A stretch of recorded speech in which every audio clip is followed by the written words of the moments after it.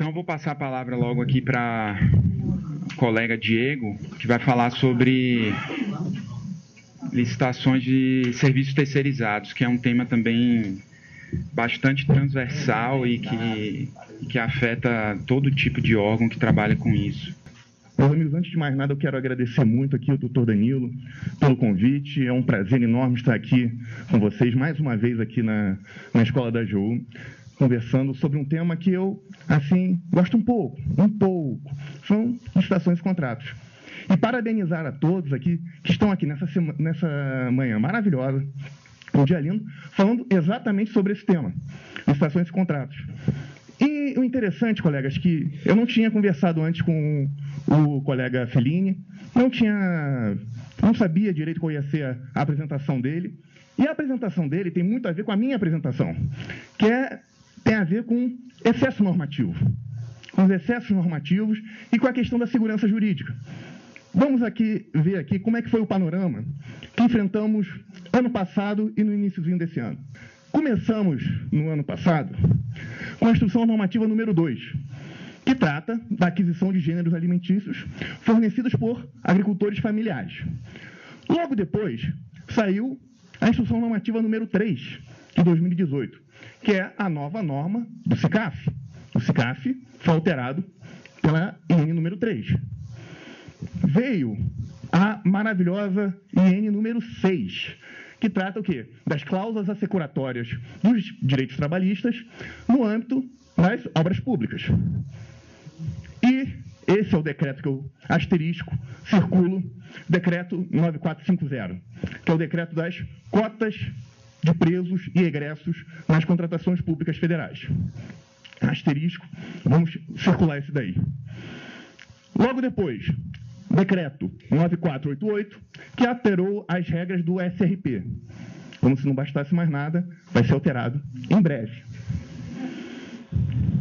E aí, tivemos o quê? A portaria interministerial do Ministério dos Direitos Humanos e do antigo Ministério da Segurança Pública, regulamentando exatamente o decreto 9450, sobre a contratação de presos, né, nos serviços, na terceirização de serviços públicos. Aí tivemos a notícia no portal de compras governamentais determinando a declaração de cota de aprendizagem, artigo 429 na CLT. É interessante que essa orientação, inclusive, vai de certa forma contra um parecer da Câmara Permanente de Licitações e Contratos, da TGF, parecer número 1, de 2018. Vamos seguir. Aí vem mais uma, asterisco, circula, Instrução Normativa número 7, de 2018, que alterou a Instrução Normativa famosa Instrução Normativa número 5, de 2017, que trata o quê? Dos serviços, especificamente da terceirização de serviços públicos. Asterisco, que isso aqui nós vamos enfrentar daqui a pouco. Decreto 9507, que revoga o antigo decreto 2271, que trata sobre a execução indireta, mediante contratação de serviços da administração federal. É um dos decretos mais importantes que saiu aí. Percebam, senhores, o seguinte, como ficou bem claro, há um excesso legislativo. Nós vemos aqui essa, vamos dizer, inflação normativa. Acharam que acabou? Tem mais. Muito mais. Foi regulamentado no final do ano passado o famoso pagamento pelo fato gerador, pelo caderno de logística do Ministério do Planejamento. Foi 7 de novembro. A portaria 443, que revoga a antiga portaria 409 de 2016, para se adequar ao quê? Ao decreto 9507, tratando o quê? Quais serão os serviços que serão preferencialmente contratados mediante terceirização. E, começando bem o ano, Instrução Normativa número 1, que o Dr. Fellini falou, que trata o quê? O Plano Anual de Contratações. Uma norma boa, realmente uma norma boa, mas não vai ser objeto aqui da nossa análise. Percebam, senhores, que nós vivemos hoje uma nova pirâmide de Kelsen. O que nós temos hoje em dia? A figura mística do sistema. Ah, mas o sistema não cabe aqui, não está no sistema, tal, não sei o quê. Mais importante que qualquer coisa. As INs E vem todo o resto, essa tal de Constituição, lei. Importante mesmo é IN. É ou não é? Pois muito bem. Então, o que nós temos aqui, colegas? Qual foi a lei, na minha humildíssima opinião, mais importante publicada em 2018? Lei 13.655, que alterou a LINDB, Lei de Introdução às Normas de Direito Brasileiro. Eu estou vivendo uma daquelas situações problemáticas. Eu sou daqueles que falam, eu sou do tempo da Lei de Introdução ao Código Civil. Né? Agora nós temos essa lei, que quando eu li pela primeira vez, parece a Lei Chocolate, LINDB. Alterou a Lei de Introdução às Normas de Direito Brasileiro. O que ela fez? Ela incluiu disposições sobre segurança jurídica e eficiência na criação e aplicação do direito público. É uma lei, provavelmente, uma das mais importantes da década. Que diz lá, em especial, a questão da segurança jurídica. Ela traz, no artigo 30, o quê? Que as autoridades públicas devem atuar para aumentar a segurança jurídica na aplicação de normas, inclusive por meio de regulamentos, súmulas administrativas e respostas à consulta. Tem que haver garantia. Tem que ser quando houver a complementação normativa, deve ser com foco em quê? Não, vamos trazer aqui segurança jurídica e não trazer o caos. Pois muito bem.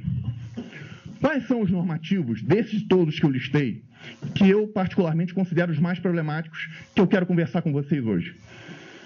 A Instrução Normativa número 7, de 2018, que alterou a IN número 5, olha aquela enxurrada de INs aí, a gente só fala de IN, e, em especial, o decreto 9450, que é o decreto sobre cota de preços nas contratações públicas. São as duas normas que merecem reflexão. Elas particularmente merecem reflexão. Em relação à IN número 7, o que aconteceu? Ela está em um conjunto sobre um novo enfoque das contratações públicas, que veio o quê? Com a IN número 5. A IN número 5 de 2017, da CEGES, do antigo Ministério do Planejamento, ela vem atendendo a dois grandes acórdãos do TCU. O acórdão 2622, de 2015, e o acórdão 2353, de 2016. Digamos assim, que esses acórdãos são a grande bússola, são o grande norte, hoje em dia, para o viés da contratação pública. Como será feita uma boa contratação pública. Percebam aqui, por exemplo, vou só destacar esse trecho aqui do acórdão 2622, de 2015. Diz lá, recomenda a antiga SLTI que elabore um modelo de processo, de aquisições para a administração pública, para a contratação de bens e serviços e a gestão dos contratos decorrentes, adaptando-os à aquisição de objetos de todos os tipos, e não apenas aos objetos de tecnologia da informação. Em especial, por que saiu isso? As sempre presentes IN número 4. As INs número 4, que tratam da contratação de tecnologia da informação, já era o grande embrião dessa forma de contratação, que é com o quê? Modelagem do processo de trabalho com planejamento da contratação, seleção do fornecedor, gestão contratual. Ou seja, o próprio Tribunal de Contas estava chegando à conclusão de que a antiga Instrução Normativa número 2 era insuficiente. Ela não atendia aos preceitos de uma boa administração, ao direito fundamental a uma boa administração. Então, ela falou, SLTI, você que cria normas, antiga, hoje a CEGES, melhore isso daí. Vamos melhorar aqui e criar uma nova normatização. Pois bem, podemos apontar esses acórdãos como sendo o DNA da IN número 5. Quem olhar ali, todos eles vai falar assim, poxa, tem um belo esboço aqui de contratação que foi adotado, todo ele, na IN número 5. Diz lá, qual é o âmbito de aplicação da IN número 5? Ele disciplina tão somente, apesar do Tribunal de Contas ter falado para todas as contratações, tão somente serviços. A IN número 5 ela é obrigatória. Ah, mas e obras? Não. Ah, mas e compras? Também não. Ela é obrigatória, essa formatação, para serviços. Tão somente. Mas aí vem a indagação, colegas. O que são serviços? O conceito está na Lei 8.666, no artigo 6º, inciso 2. Diz lá que é toda atividade destinada a obter determinada utilidade de interesse para a administração. Resolveu tudo, né? São aqueles conceitos que conceituam tudo. Como a própria lei reconhece que a conceituação dela não é das melhores, ela exemplifica. Então, nós temos a demolição, é um exemplo. Os concertos com S, até pode ser com C também, só se for de metal. E vem uma questão, locação de bens. Eu só vou destacar essa questão, porque está lá, meu Deus, serviço? Mas eu aprendi lá em Direito Civil, eu sou do tempo do Caio Mário, aqueles caras bem tiozão, sou do tempo, assim, que a locação de bens, ela não pode ser considerada um serviço. Até assim, poxa, Diego, mas tem uma súmula vinculante do TCU, do STF, uma súmula, se não me engano, 33, que fala que nas locações de bens não incide o quê? O imposto sobre serviços de qualquer natureza. A locação não pode ser considerada um serviço. Mas essa locação, eu quis destacar bem aqui, a locação, no caso aqui, de máquina reprográfica, por quê? Uma coisa é locar uma cadeira. O bem em si já se basta. Mas outra coisa é falar o seguinte, eu não quero aquela bela máquina ali, eu quero o produto que sai dela. Eu quero a digitalização, eu quero a cópia, eu quero a impressão. Nesse caso, isso foi uma discussão que tivemos, inclusive, lá no âmbito do INSS, falando o seguinte, não, nesse caso, o que nós temos aqui é um verdadeiro serviço. Eu quero um serviço e com toda a disciplina típica de serviço. Prorrogação no 57.2, etc. e tal, da Lei 8.666. Sigamos, colegas. A ideia de serviços é o quê? Uma obrigação de fazer. Quando houver uma obrigação de fazer, nós podemos dizer ali que é um serviço e haverá a aplicação da IN número 5. Diz o TCU, em acórdão do ano passado, exatamente, que a IN número 5 não se aplica a obras. Foi uma das manifestações que tivemos do TCU falando. Essa IN, ela não é obrigatória no caso de obras. Muito bem. Então, não obstante, mesmo que tenha essa aplicação restrita, a IN número 5 ela pode ser utilizada perfeitamente como o quê? Boas práticas administrativas. Digamos assim, o administrador, CEO, fala assim, não, eu quero fazer um planejamento da contratação. Eu vou fazer uma compra pública aqui, uma compra, aquisição, uma obra, quero fazer um planejamento todo, com estudos preliminares, gerenciamento de risco. Vou querer também fazer uma gestão contratual, gestor, fiscal técnico, fiscal administrativo, fiscal setorial. Quero tudo isso. Não obstante, essa restrição no próprio artigo 1º da IN número 5, ela pode ser aplicada a outros contratos. Então, o que nós temos? Nós temos uma fase de planejamento, uma fase de seleção do fornecedor, uma fase de gestão do contrato. Isso não existia na antiga IN número 2. Isso era uma deficiência. Essas especificações só vieram agora. Esse é o artigo 19 da IN número 5, se não me engano. É o artigo 19 lá, que colocou as fases da contratação pública. Muito bem. Eis que vem, qual é o prazo da vacácio? Já que nós tivemos essa mudança radical, nada mais justo do que um prazo de vacância da norma, para a administração se adaptar. Então, a IN foi publicada no dia 26 de maio, com prazo de vacância de 120 dias. Como é que é feita a forma de contagem desse prazo? Na forma da Lei Complementar 95, que diz lá, contagem do prazo de vacácio é em dias corridos, com inclusão do de começo e inclusão do de encerramento, computados sábados, domingos e feriados.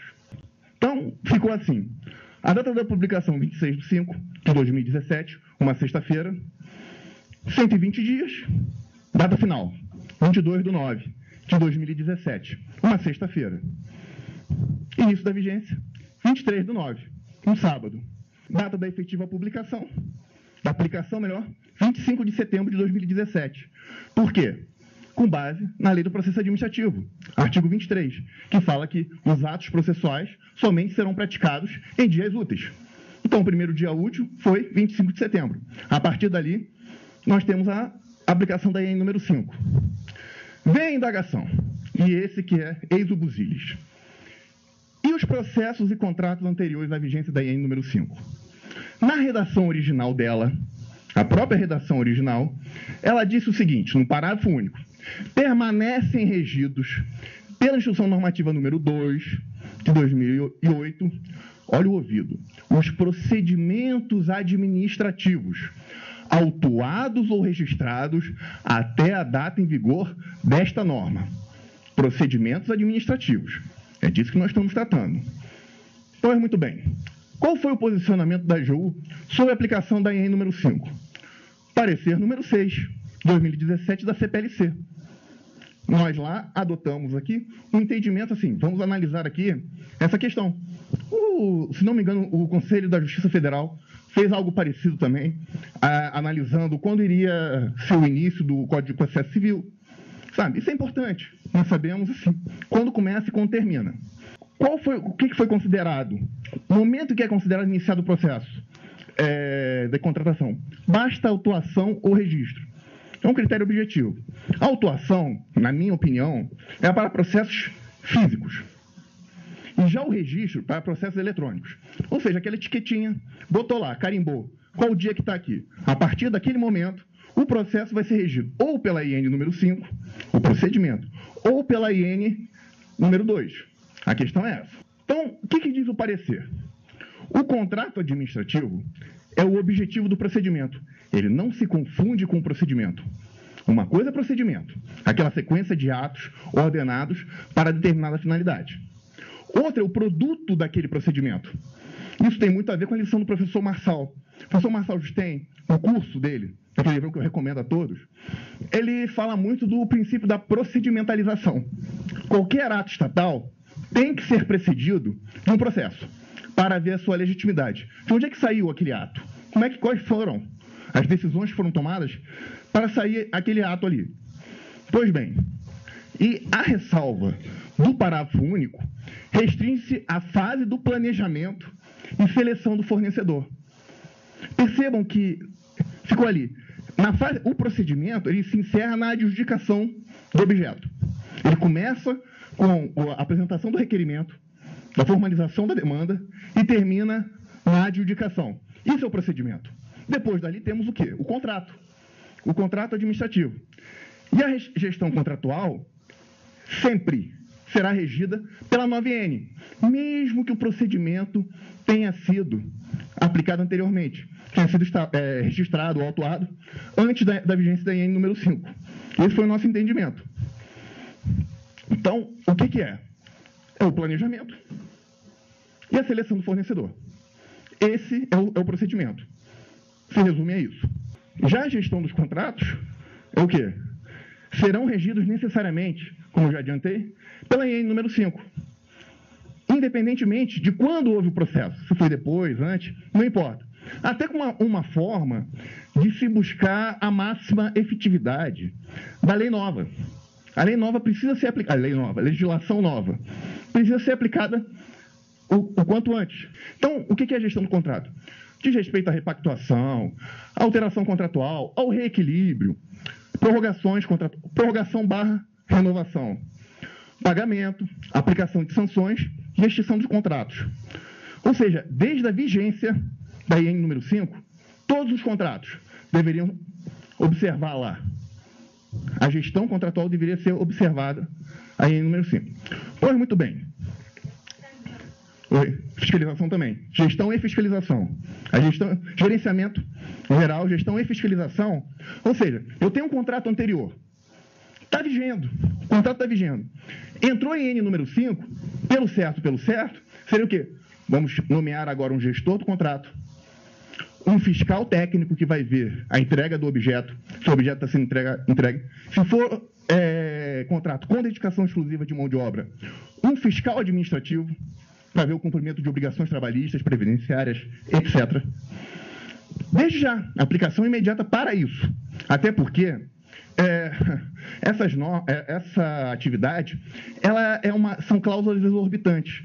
Elas não decorrem do contrato em si, decorrem da legislação. Então, ela tem aplicação imediata para isso. Então, aquele procedimento de renovação contratual, que está no anexo 9 da IN número 5, mas o meu contrato é anterior, vai ser aplicado aquele anexo. Esse foi o nosso entendimento. Mas, meus colegas, o que aconteceu? Para nossa surpresa, saiu a Instrução Normativa número 7, publicada 1 ano após a vigência. Percebam que a AN número 5 tinha 120 dias de vacância. No meio desse período, antes dela entrar em vigor, saiu o nosso parecer. Foi divulgado, parecer da PGF, foi divulgado, muita gente ficou sabendo, etc. e tal. E mudanças foram feitas, adaptações foram feitas. 1 ano depois, eis que sai o quê? A AN número 7, 24/9. Diz lá: permanecem regidos pela Instrução Normativa número 2 todos os contratos. Percebam que antes a gente tinha falado de procedimento, certo? Agora nós estamos falando de contratos decorrentes dos procedimentos administrativos. Ou seja, a nossa tese foi acolhida. A tese da PGF, de certa forma, foi acolhida. A gente fala assim, não, uma coisa é procedimento, outra coisa é contrato. Só que, de certa forma, ressuscitou, repristinou, né? A gente aprende isso lá na introdução ao direito, repristinou a norma decorrente dos processos autuados ou registrados até a data de entrada em vigor desta norma. Eu espero que ele esteja falando, quando eu li isso aqui, eu falei, da IN 5, que não seja da IN 7, que é pior ainda. Que aí é pior ainda, sabe? Mas vamos partir da premissa que nós estamos tratando desta norma IN 5 lá atrás. Olha o problemão. Olha o problemão que nós temos pela frente. Que diz lá? E continua. Inclui na previsão do parágrafo 1º deste artigo as respectivas renovações e prorrogações de vigência destes contratos, ainda que venha a ocorrer já na vigência desta instrução normativa. Vamos voltar no tempo. Já fizemos tudo, já alteramos, tal. Ah, mas eu segui a N número 5, tal. Você tem que seguir a N número 2. Desde quando? Desde a aplicação desta norma. Data vênia. Tá certo? Data vênia. Aí prossigamos. Tá certo? Colegas, com todas as vênias, a IN número 7 contraria diretamente o parecer da AGU. Vai de frente. Ainda bem que eles foram embora. Ainda bem que eles foram embora, que é gente boa. Mas faz essas coisas. Essa parte pula. Voltando aqui. Tá certo? Mas, enfim. Aí, colegas, o que nós temos? Sinceramente, quando eu li a norma, eu fiquei assim.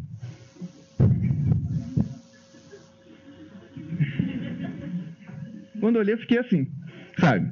Porque, realmente, você estava tudo certo, um esforço de reportagem enorme. E eu sou um pouco lá, né, Tereza? Né? A gente lá dando várias palestras, capacitações, tudo mais, e explicando isso. Falando, não só, galera, tem que agora fazer. Aí, pessoal, doutor, agora a gente está fiscalizando tudo direitinho agora. Estamos fiscalizando tudo direitinho, já tem um fiscal técnico aqui, já tem um gestor, mó legal. Doutor, o que eu faço agora que saiu isso daí? Vamos analisar isso aí com toda a calma. Colegas, o que nós temos? Vamos voltar à nossa lei, eu ia chamar lei chocolate, mas a nossa lei de introdução às normas de direito brasileiro. Que diz lá, eu vou ter que, esse artigo, como são artigos muito importantes, eu tenho que transcrever aqui, não tem jeito. Diz lá, a revisão nas esferas administrativa, controladora ou judicial, quanto à validade de ato, contrato, ajuste, processo ou norma administrativa, cuja produção já houver completado, levará em conta as orientações gerais da época, sendo vedada que, com base na mudança posterior de orientação geral, se declarem válidas situações plenamente constituídas. Opa! Então, nós já temos aqui uma ideia de vedação, aplicação retroativa da norma. Por óbvio, isso é até constitucional. Diz lá, consideram-se orientações gerais o quê? As interpretações, isso é importante, e as especificações contidas em atos públicos de caráter geral, instruções normativas da CEGES.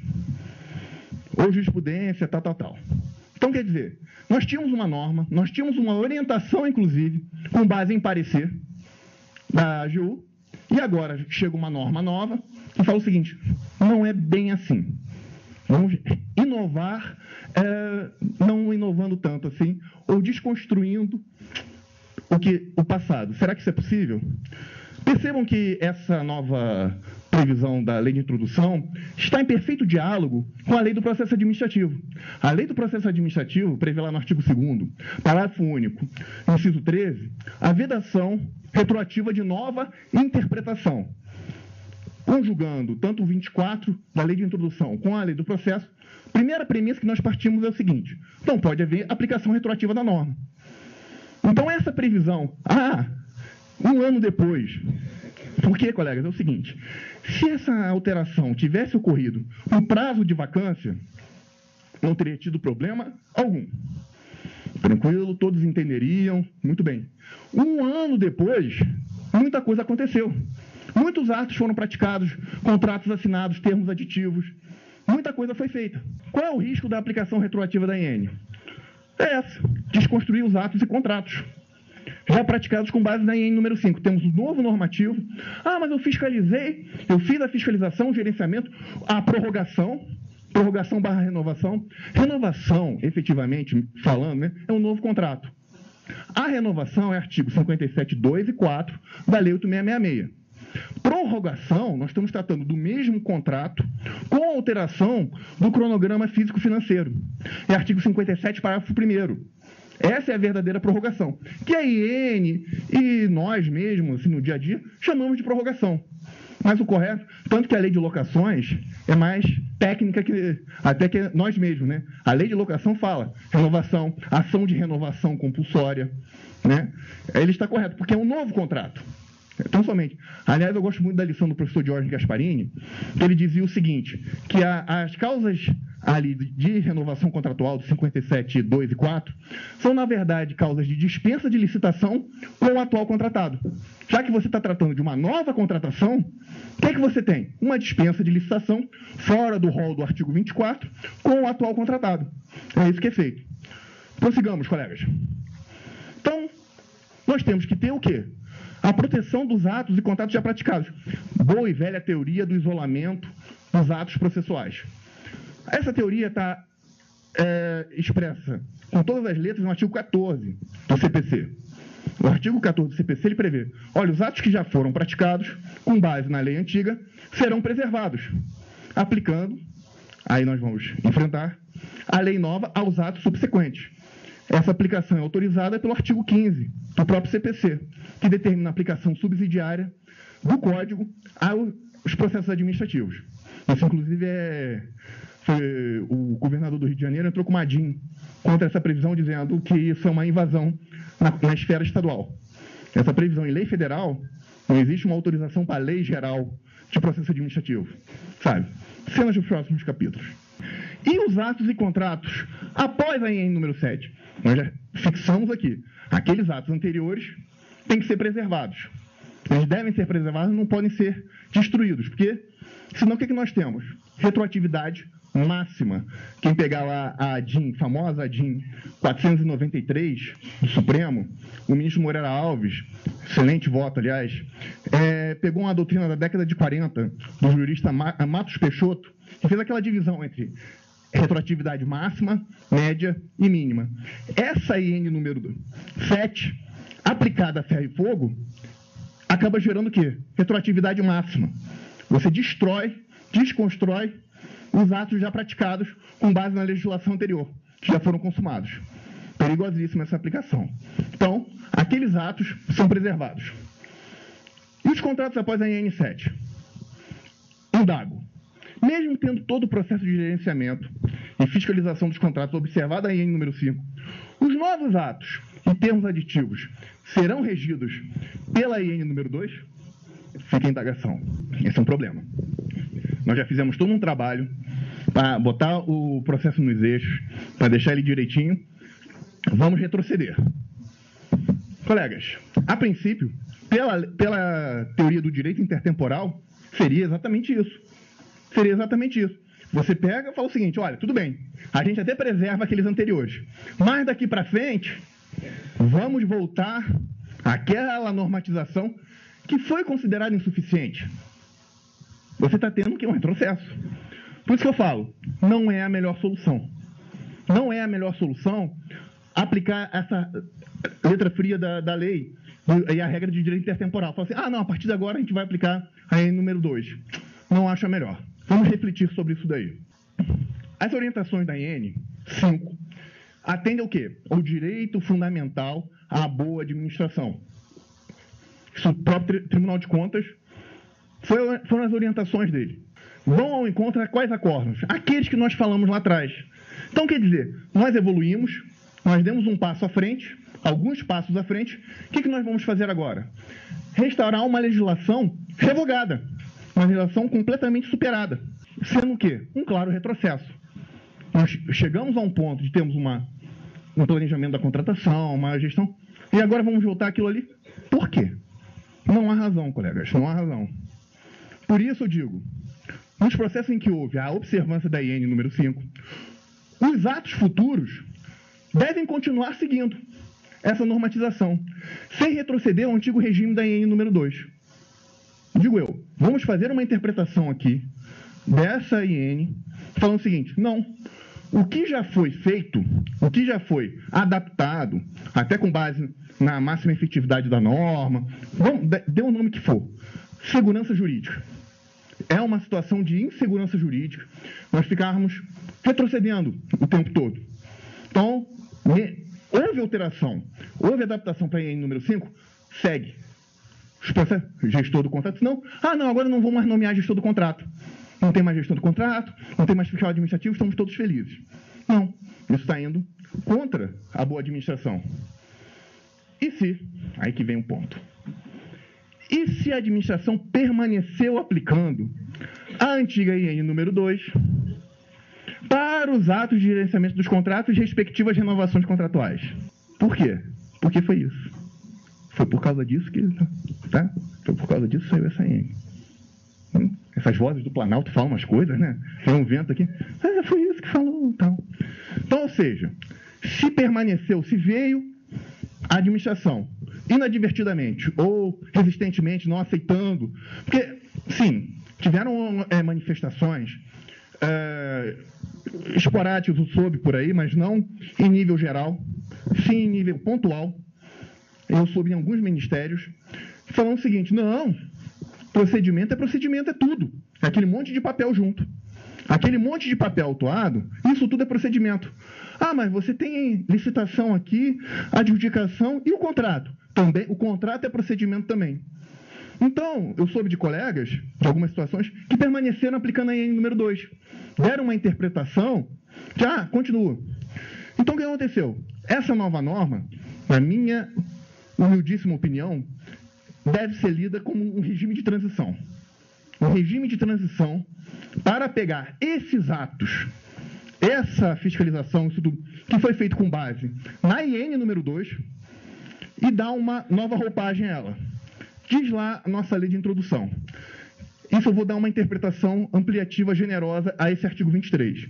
Diz lá, a decisão administrativa controladora ou judicial que estabelecer interpretação, orientação nova sobre norma de conteúdo indeterminado, vamos abstrair isso, impondo novo dever ou novo condicionamento de direito, deverá prever o quê? Um regime de transição. Um regime de transição quando indispensável para que o novo dever ou condicionamento de direito seja cumprido de modo proporcional, equânime, eficiente e sem prejuízo de interesses gerais. Então, a ideia é o seguinte, mudanças normativas e jurisprudenciais, entendimentos, não devem ser feitas de forma brusca. Toda vez que houver uma alteração, deve ser previsto um regime calma. Vamos pegar essas situações anteriores, como foi feito na própria IN número 5, a redação original falou, olha, esses procedimentos vão seguir aqui a IN número 2, vamos prever aqui um prazo de vacância, isso tudo tem a ver com o regime de transição. Então, ele deverá indicar o quê? Como deverá ocorrer a regularização da situação fático-jurídica anterior à nova normatização. Então, colegas, o que eu penso? Isso aí é minha opinião. A alteração trazida pela IN número 7 serve para dar validade a eventuais atos de gerenciamento de contratos e renovações contratuais que, indevidamente, permaneceram seguindo a IN número 2. A interpretação que eu falo é o seguinte, isso é um regime de convalidação. Então, qual é a proposta de solução que eu tenho? Serviu como uma norma de convalidação a IN número 7, retire eventual irregularidade dos processos de fiscalização e renovação que não seguiram a IN número 5. É meio que o lavou tá novo. Deu uma nova roupagem, pegou. Aquela situação que, se fosse aplicar em número 5, o que nós teríamos? Isso aqui tá faltando. Está incompleta a sua fiscalização. Maravilha. Então, nós temos agora uma nova norma. Não deveria ter sido feita assim, porque ela gerou, na minha opinião, muita dúvida, muita, sabe? E fala o seguinte, não, beleza. Mas, daqui para frente, vamos ver se a gente aplica em número 5. É a interpretação que eu dou, sabe? E para esses contratos aqui que permaneceram com a IN número 2, digamos, partindo daquela premissa anterior minha, tudo bem, continuam aplicando a IN número 2, que aí você consegue dar alguma efetividade a IN número 7. Aí fala assim, não, já que você pegou esse caminho, errado, beleza, permanece nele. Mas não se esquecendo de que pode ser aplicada a IN número 5 como boa prática administrativa. Sabe? Então, mesmo que você tenha aqui nesse caminho torto aqui, você pode voltar e aplicar. Minha interpretação, colegas, é essa. Não tem nenhuma orientação geral ainda, não tem nada, é só o que eu acho. Pois muito bem. Então, colegas, enfrentada essa primeira norma, vamos passar para a segunda. Questão do decreto dos presos, que é outra norma, que é outro normativo realmente problemático. Nós não podemos esquecer, colegas, quais são os objetivos da contratação pública. O primeiro deles é atender a necessidade da administração de forma vantajosa. Eu tenho uma APS, eu tenho um local que eu preciso de vigilância. Então, eu vou, fazer um contrato aqui, vigilância pode ser armada, desarmada, um mero monitoramento, enfim. Aí, isso é igual em qualquer contratação, inclusive nas nossas. Contratação privada, eu quero alguma coisa, eu tenho uma necessidade a ser atendida, eu busco uma contratação. Mas o que distingue as contratações públicas é o quê? A necessidade de se garantir a isonomia dos participantes. Por quê? Nós estamos tratando de orçamento. Orçamento é democracia. Então, é necessário que todos tenham a igual possibilidade de se valer da contratação pública. Então, isso que não é exigido aos particulares. Mas, a partir de 2012, se não me engano, com a alteração do artigo 3º da Lei 8666, foi previsto também, como objetivo, gerar o desenvolvimento nacional sustentável. É mais um objetivo. Ou seja, além de atender a sua necessidade da própria administração internamente, é necessário atender algo a mais. Então, o que nós temos? Nós temos 3 dimensões do desenvolvimento nacional sustentável. Aspecto econômico, a dimensão econômica, social e ambiental. Isso aí rende um encontro inteiro só para falar sobre isso. No âmbito social, no âmbito do desenvolvimento nacional sustentável, na dimensão social, nós temos a cota para presos e egressos nas contratações públicas, que foi incluído pelo artigo 40, parágrafo 5º da Lei 8666, que diz lá: a administração pública poderá, nos editais de licitação para a contratação de serviços, meu tempo aí, chefe, tá tranquilo? Poderá exigir da contratada contratação de serviços, ao ouvido, serviços, exigir da contratada um percentual mínimo de sua mão de obra, seja oriundo ou egresso do sistema prisional, com a finalidade de ressocialização do educando na forma estabelecida em regulamento. Ou seja, é obrigatório, para a aplicação desse dispositivo, que haja um decreto. Pois muito bem. Eis que vem ao mundo o decreto 9450, de 2018, que criou exatamente a cota para presos e egressos do sistema prisional. Né? Esse pessoal vai fazer agora, como forma de ressocialização, foi pensado dessa forma, incluir uma cota obrigatória para eles. Ok, vou ter que voar aqui. A Política Nacional de Trabalho, no âmbito do sistema prisional, o PNAT, tem qual objetivo? Permitir a inserção de presos e egressos do sistema prisional ao mercado de trabalho e a geração de renda, sendo o quê? Uma política de ação afirmativa. Nós podemos dizer, nós temos ali um segmento ali prejudicado, vamos dar uma força para eles. Vamos tentar incluí-los no convívio social mais uma vez. Então, a cota fica de qual maneira, colegas? O valor anual do contrato de serviços tem que ser acima de R$330 mil. 3% das vagas, quando houver contratação de quê? 200 funcionários. 400 de 200 a 500, 5% de 501, aqui seria 201, perdão. 5% de 501 a 1.000 e 6% quando houver mais de 1.000. Pois muito bem. A visualização fica mais ou menos assim. Até 200, 3, 4, 5, 6%. A ideia seria essa. Pois bem, é possível haver o arredondamento dessa cota? O decreto não deixou claro esse limite. Seguindo o precedente do Supremo, a reserva de vagas, não pode haver um arredondamento para mais. Isso para qualquer tipo de reserva de vagas. Para cota de preço, qualquer tipo de cota. Sempre será estritamente dentro daquele limite. Então, se nós chegamos aqui, por exemplo, 3% de 200 dá uma dízima. Então, sempre ficará abaixo de 34 trabalhadores. O máximo que haverá ali de contratação, quando a contratação envolver mais de 34 trabalhadores. Eventual exigência de uma vaga a mais resultaria o quê? Extrapolar os 3%. Então, é preciso o quê? Respeitar aquele limite. Mas, às vezes há uma ideia de que o preso não pode ser submetido a trabalho escravo, então por isso ele não poderia ser forçado a trabalhar. Na verdade, ele não está havendo um trabalho forçado. O que há é uma obrigação normal dele trabalhar. Se ele não trabalhar, se recusar a trabalhar, haverá o quê? Uma falta grave. Isso pode importar punições a ele dentro do sistema prisional. Qual é a abrangência, então, do decreto 9450 em relação a essas cotas? Nós temos os presos do regime fechado, esse pessoal é legal, os presos do regime semiaberto, que é colônia agrícola, agropastoril, aquela coisa toda, e a turma do regime aberto. Além deles, nós temos a figura dos egressos. Os egressos, eles têm uma definição própria. O egresso não é simplesmente o sujeito que um dia passou pelo sistema prisional. Não. O egresso tem uma definição própria no artigo 26 da Lei de Execuções Penais, que diz lá que é o condenado libertado definitivamente pelo prazo de 1 ano após a sua saída do estabelecimento. E também o que está em liberdade condicional, um período de 1 ano. Então, nesse período de 1 ano, ele é considerado egresso. Tem algumas benesses, tem algumas coisas ali para tentar ajudar na ressocialização do preso. Então, o egresso não é tão somente apresentou, eu sou egresso. Qual foi a última vez que você passou lá nas quebradas? Tem 5 anos. Então, você não é egresso. Você é um ex-detento, mas não é um egresso. Pois bem, e também pega, isso é problemático, os chamados presos provisórios.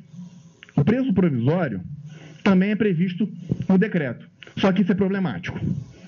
E eu vou explicar por quê. O trabalho externo, ele é normal no regime aberto. No regime aberto, nós temos o trabalho, o preso é algo normal, faz parte. Inclusive, muitas vezes, é a exigência feita pela vara de execuções que ele demonstre colocação lícita.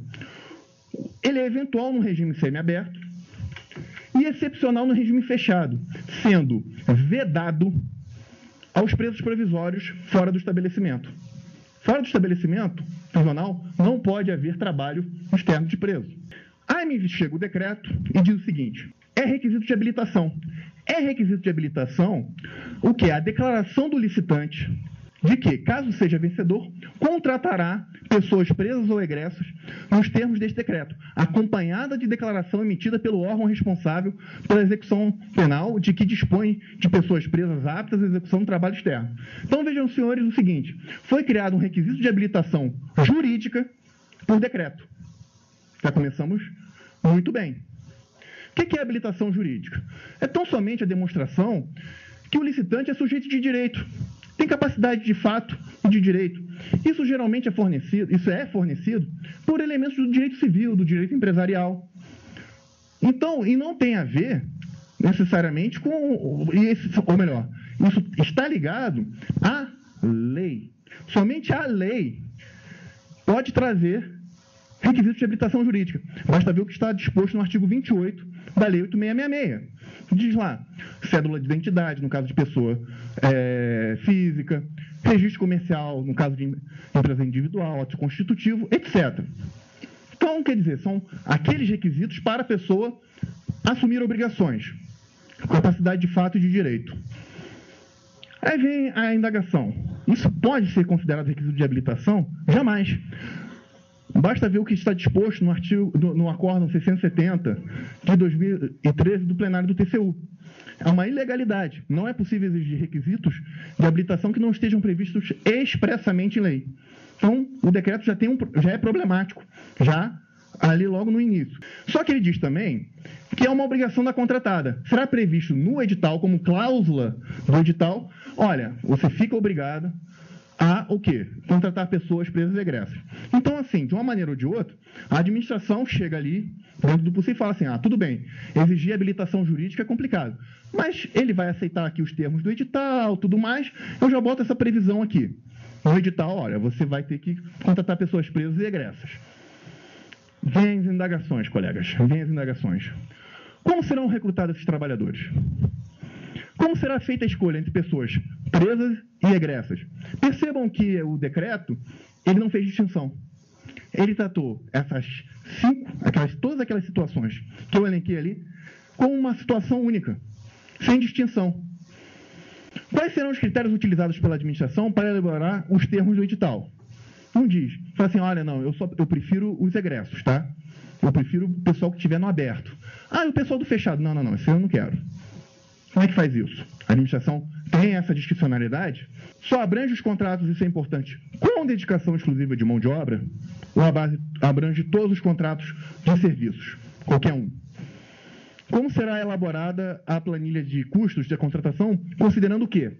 Que os presos não são regulamentados, não são regidos pela CLT, e sim pela Lei de Execuções Penais. Inclusive, é permitido que seja pago valor abaixo do salário mínimo. A Lei de Execuções permite que seja pago só 3/4 do salário mínimo para o preso. E aí, como é que faz essa planilha de custos? Ainda vem um problemão. Para os serviços de vigilância, a expressa vedação na lei de que qualquer um, não só o vigilante, mas também os integrantes da diretoria da empresa de vigilância, eles não podem ter antecedentes criminais. Isso está na lei. Só que o nosso decreto não traz disso. Não dispõe sobre isso. E mais, quais atividades são as mais indicadas para cada tipo de preso ou egresso, levando em consideração o tipo de crime a qual foi condenado e a sua personalidade? Imaginem os senhores, nós temos lá no Rio o Colégio Pedro II, que trata de... fica ali dando aula para crianças e adolescentes. Vamos fazer um serviço aqui de limpeza, em que nós contratamos quem? Um ex-estuprador. Um pedófilo. A gente não sabe, não diz ali. Não diz ali como é que vai ser feita essa seleção. A gente pode pegar a ficha do sujeito todo e falar assim, esse sim, esse não, esse sim, esse não. Como é que vai ser feito isso? Pois bem. Então, o próprio decreto, ele chega e cria uma obrigação para a União, que é o quê?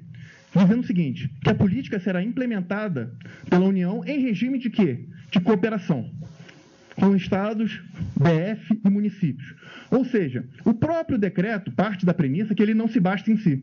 É necessário o quê? Uma complementação normativa. Para a execução do PNAT, o que pode ser feito? Poderão ser firmados convênios, entre esses instrumentos aqui. Primeiro, isso aqui é uma obrigação, no parágrafo 2º. E diz, quais são as formas? Tem várias formas.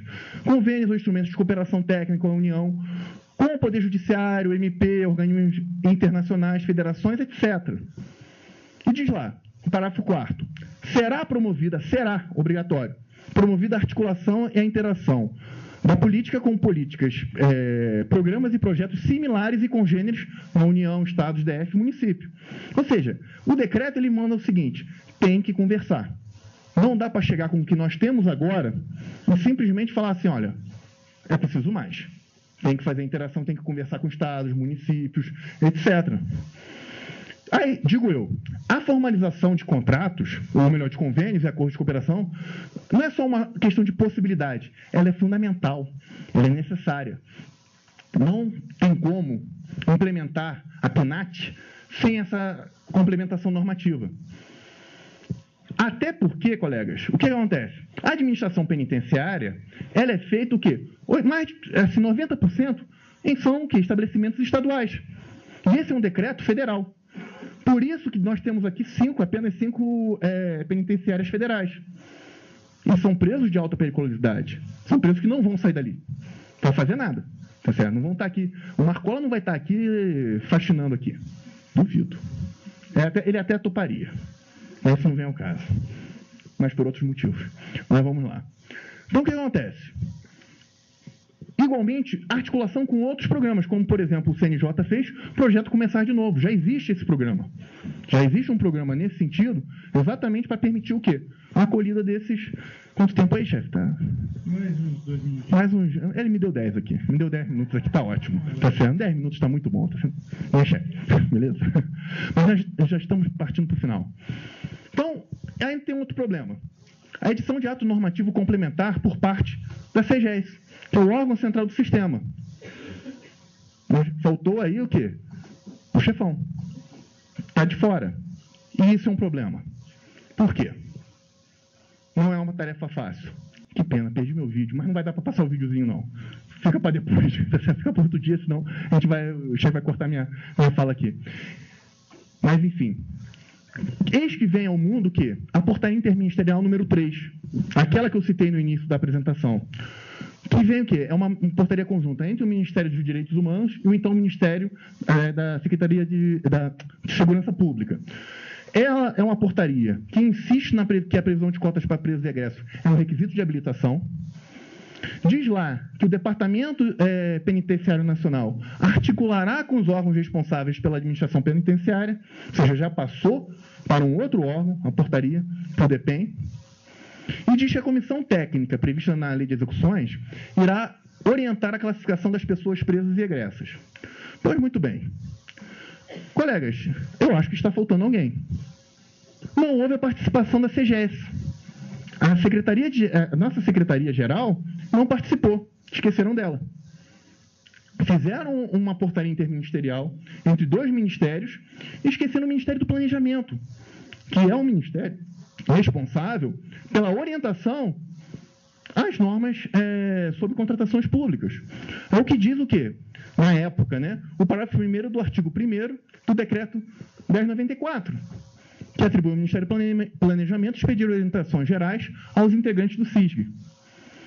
Aí o anexo confere a quem? O artigo 13, 7 do anexo 1, atribui o quê? A SEGES, como órgão central do sistema. Então, ela foi totalmente bypassada. Fizeram uma portaria conjunta, uma portaria interministerial, e esqueceram de quem? Do órgão central do sistema. Então, o que nós entendemos? O que eu entendo? Que é uma flagrante ilegalidade da portaria interministerial. Não houve respeito à divisão das atribuições entre os ministérios, aumentando o quê? O cenário de insegurança jurídica. Vamos ver se esse vai. E fica assim. Quando eu tento ver toda vez a questão de presos, eu fico assim, sabe? Falo assim, cara, não tem jeito. Então, aí vem a grande indagação, que é o maior problema dessa portaria interministerial.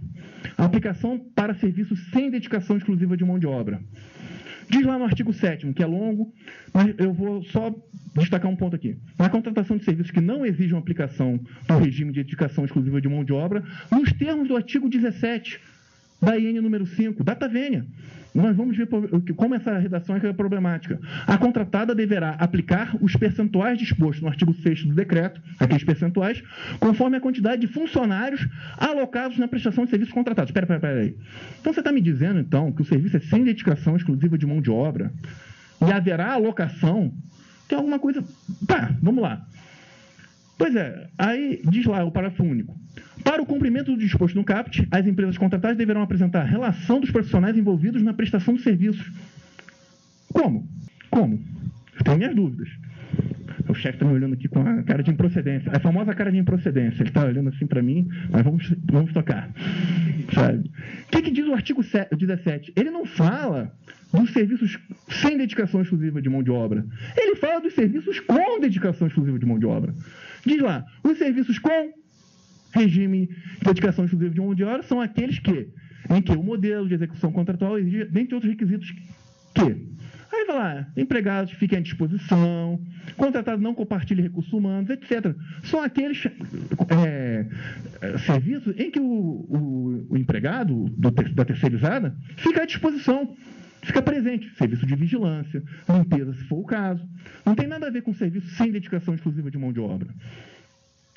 Aí digo eu, nos serviços sem dedicação, não haverá a presença física do empregado na empresa, contratado nas dependências da administração, mesmo a disponibilidade deste empregado para a administração. Por exemplo, contrato de seguro, contrato de energia elétrica, contrato de prestação de passagem aérea. Ou seja, a gente vai ter que exigir da nossa operadora, nossa concessionária de energia elétrica, sem dedicação exclusiva de mão de obra. Estamos contratando um serviço. Ah, quantos presos você está contratando aí no teu âmbito? O quê? Para contratar comigo tem que ter pelo menos 3%. É irreal. Sabe? Isso aí. Então, o que acontece? Por quê? Porque a operação matemática de aplicar o artigo 6º será igual a zero. Se nós pegarmos e falar assim, pessoas que estão ali à disposição, se a contratação envolver até 200, mas não está envolvendo 200, eu quero o serviço, não tem dedicação, então a conta vai dar zero. Isso por quê? É uma obrigação impossível. Acaba sendo uma obrigação impossível, não havendo como a empresa contratar, apresentar qualquer relação. Vamos aqui. E qual é o entendimento da AGU sobre esse tema? Saiu recentemente. Parecer 2 de 2018 da CPLCA, da Consultoria Geral da União. Em 29 de novembro de 2018, ele foi aprovado pelo diretor do DECOR em 6 de dezembro de 2018, bem recente. O que diz lá, só para nós finalizar, rapidamente eu concluo aqui, colega, Disse lá, não há condições normativas por hora, particularmente pela falta de parâmetros objetivos, para a efetivação da PNAT. Não há condições normativas.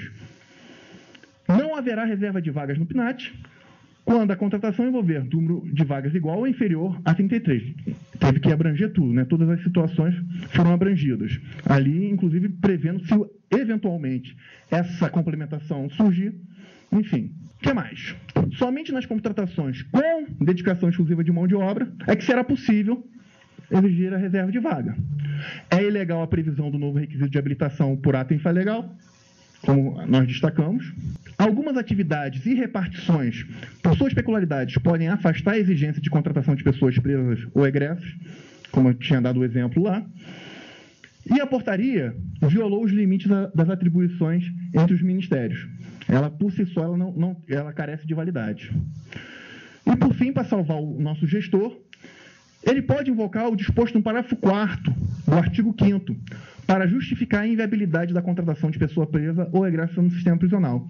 Já lá na fundamentação, e as minutas padrão da AGU já estão saindo assim, sem a previsão de reserva de vagas, até por decisão da própria comissão, então assim, não tem como prever, tal, e o gestor, no caso concreto, se por acaso houver uma impugnação, tal, ele invoca o próprio decreto e diz que não pode. Isso é tudo, pessoal. Muito obrigado, viu? Desculpa aí o tempo aí.